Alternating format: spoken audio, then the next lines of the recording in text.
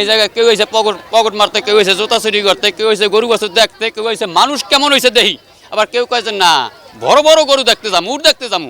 এটা আসছে আজকে 6 দিন 7 দিন, আজকে 7 দিন, আজকে 7 দিন হয়েছে। তা এই পর্যন্ত মনে করেন 28 লক্ষ টাকা চাইতে আছি, তাই 17 লক্ষ পর্যন্ত দাম উঠছে, আমরা ছাড়তেছি না। না ছাড়া মনে করেন আমার টার্গেট রইল 22 পর্যন্ত যদি হয় তাহলে সাইডে দেবো, আর যদি 22-এর নিচে হয় তা ছাড়বো না। যদি 22 পর্যন্ত হয় তা সাইডে দেবো, আর 22-এর উপরে হইলো তো এটা কপালে, ঠিক আছে। তাই যদি একান্তে নাও বিক্রি করতে পারি তাহলে আমার কোনো সমস্যা নেই। আমরা এই জায়গায় 12 মাসের ব্যবসায়ী, আমরা আর কি নতুন আসি নাই। যারা নতুন আসছে তাদের জন্য সমস্যা। আমার গোয়ালে গরু আছে 117টা, এই পর্যন্ত আছে 117টা। তাই 117টা এইটা একটা গরু ফিট খাওয়ানে না, ফিট খাওয়ানোর শব্দটা বুঝতে পারছেন আর কি, এটা ডেট আছে। যেমন আপনারা একটা অসুখ হইলে মেডিকেলের ডেট দেয় না, 3 মাস 6 মাস যে খাইতে পারে খাওয়াই দেন, তাহলে আমার এটা কোনো ডেট নাই। আমি এবছর যদি বিক্রি না করতে পারি সামনে বছর করতে পারবো। প্রত্যেক বয়ই আমার 2-4টা আসে, গত বছর আসছিল 6টা। আর এইটা তো আমি প্রথমে বললাম যে ভাই ঠিক আছে, আমরা এই উটটা যে জন্ম যে জায়গা হইব, ঠিক আছে, সেইটা সবাই জানে, ঠিক আছে।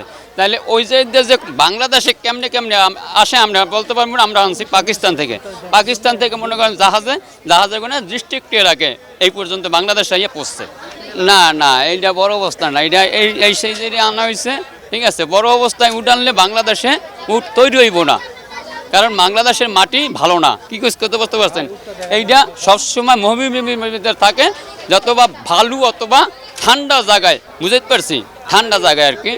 আর এইটা যদি পাকনি করতে পারতাম তাহলে তো আমরা কষা হয়ে গেছিলাম, তাহলে তার আমরা ব্যাপারই থাকতাম না।